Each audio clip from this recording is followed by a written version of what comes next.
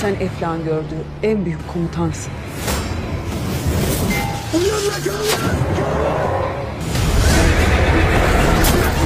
Büyük ve güçlü Sırbistan nasıl kurulur herkes görecek. Cihan Fatih'i topraklarımıza bekliyoruz. Büyük Akıncı Konur Alp. Sonunda kafese girdin ha? Kalbinize girdik. Bir gün bir Akıncı kelleni almak için çıka gelir.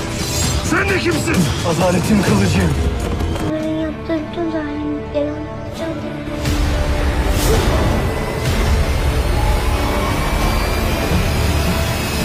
Majesteleri. Bu silahla bütün şehirleri fethedeceksiniz. बिस्मिल्लाहिर्रहमानिर्रहीम। हर तुर्क सीरीज के ख़त्म होने के बाद पिछले सीज़न और नए सीज़न के दरमियान कम अज़ कम 3 माह का वक्फा होता है।